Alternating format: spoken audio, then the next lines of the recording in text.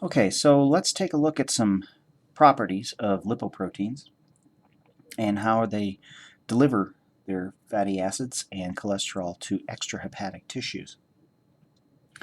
So the major lipoproteins that we need to consider, first one are chylomicrons, and we've seen that these are constructed in the intestine, and these are composed of dietary fatty acids and cholesterol. They also distinguish themselves from other lipoproteins that their core protein is ApoB48.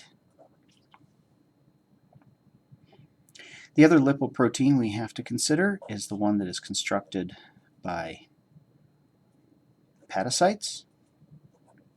This is VLDL for very low density lipoprotein. And VLDL is constructed, of course, in hepatocytes.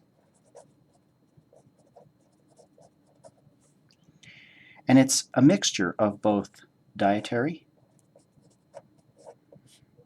and endogenous synthesis of both fatty acids and cholesterol. It is characterized by a core protein that is ApoB100. And recall the difference, these ApoB genes between the chylomicrons and VLDL gene products, they are from the same gene, except this is 100% expression of the entire protein, and this is expression of the first 48% of the protein.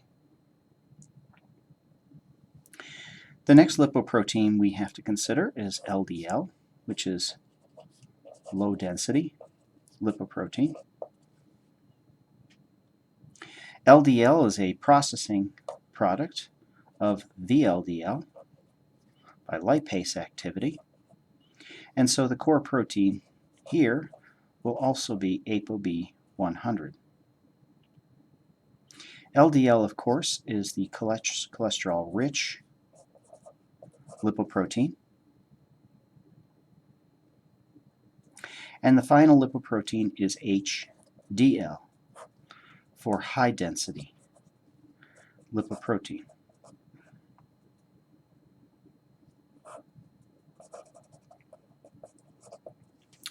Now, HDL is characterized as the factor involved in reverse cholesterol transport.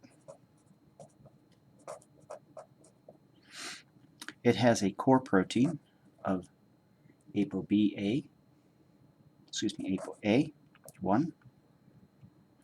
and the relationship of HDL to these other lipoproteins is very different.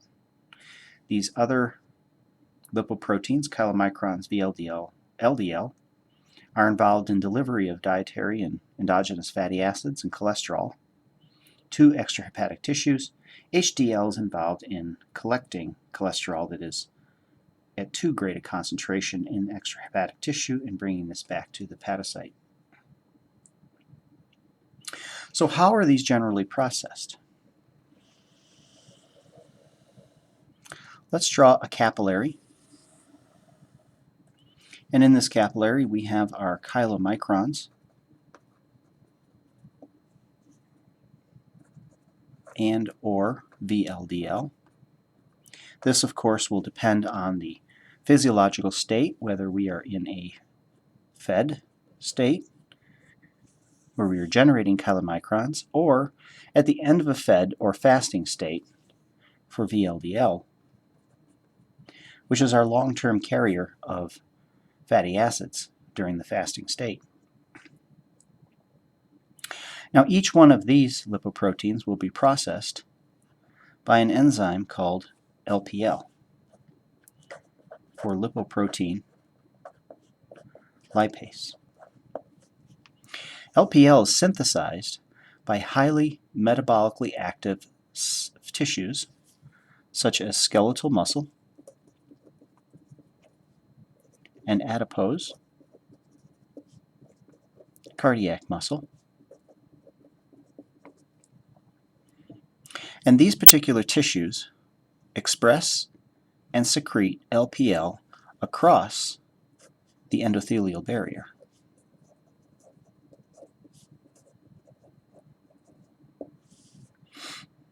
Now, what prevents LPL from washing down through into the venous supply is a protein that is a transmembrane protein, and it has long carbohydrate chains to it. This is called an HSPG, for heparan sulfate proteoglycan. This large structure has a central core protein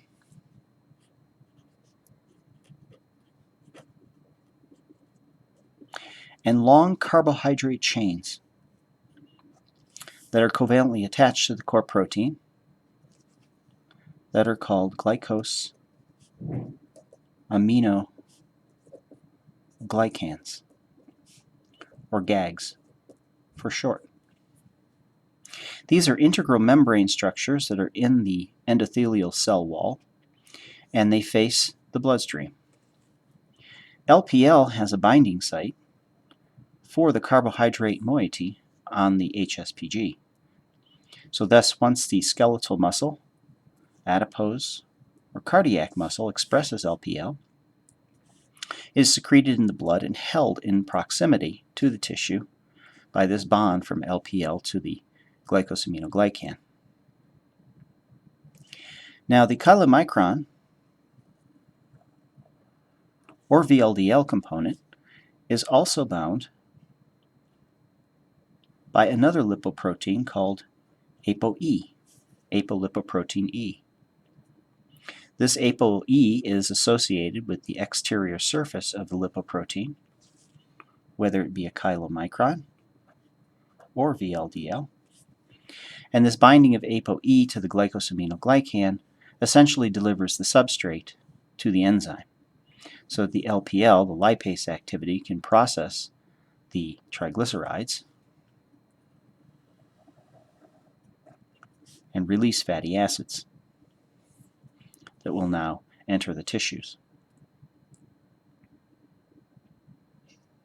The VLDL component, as it's continually processed in this manner by LPL, will become smaller and smaller. And this is the relationship between VLDL and LDL. If we look at the densities of these molecules, we see that the densities increase from chylomicrons to HDL. And this is because there is a decrease in the lipid to protein ratio.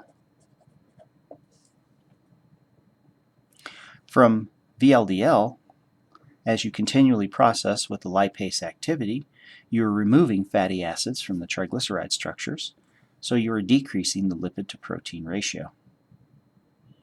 Thus, with continuous processing, the VLDL will become LDL. And because you have continuously removed fatty acids, this LDL particle becomes cholesterol rich.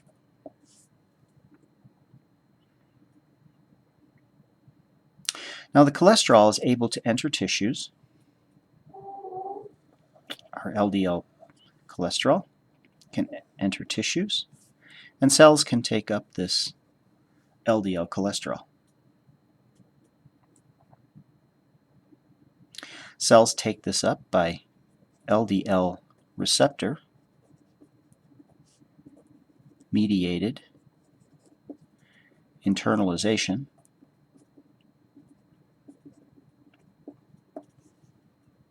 and deliver cholesterol to cells for their needs. This, of course, is a recycled process, so that the LDL receptor with bound cargo will internalize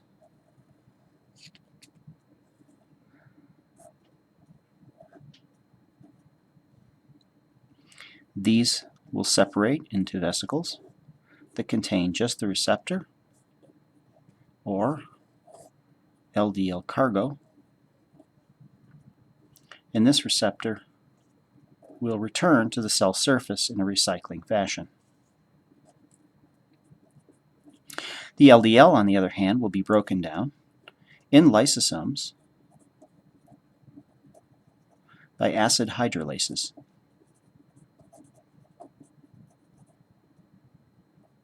These particular enzymes work at low pH, as with the pH in lysosomes is approximately pH 5.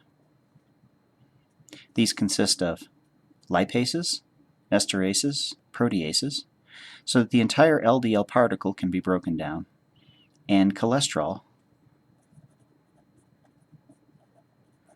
can be liberated to other parts of the cell that need it. Now, once the LDL has traversed the bloodstream, it can also be taken up by hepatocytes. Hepatocytes have the highest density of LDL receptors in the body. Once the hepatocytes take up the LDL, they will break the LDL particle down, digesting the protein into amino acids, and releasing the cholesterol. The cholesterol has two fates. One, it can be repackaged into VLDL and placed back out in the circulation, so additional rounds of cholesterol uptake can be had by cells, or the cholesterol can be sent to the bile salt synthesis pathway in order to get rid of the extra cholesterol. The chylomicrons, as they're continually being processed here, become chylomicron remnants. And these remnants are simply chylomicrons that have had repeated circulation in the blood and have been processed continually by lipase activity, releasing fatty acids. So they are essentially chylomicrons, except just smaller. The half-life of these is approximately 6 hours longevity following a meal. And these chylomicrons are taken up by hepatocytes, ultimately. And this is taken up by an HSPG plus hepatic lipase mechanism, which is very similar to this mechanism with LPL. HSPGs that are expressed on hepatocytes bind hepatic lipase and the chylomicron remnants. The fatty acids are processed and released, taken up by hepatocytes, and then continued for repackaging into VLDL. Alternatively, the chylomicron remnants can be taken up by LRP, which stands for the low density lipoprotein receptor related protein, abbreviated LRP. This receptor is part of the LDL receptor gene family, and so it operates in a very similar manner as LDL receptor by receptor-mediated internalization. So LRP, much analogous to LDL, will bind chylomicron remnants, internalize, separate the remnants from the receptor recycles, and the remnants are then processed just as LDL receptor is processed.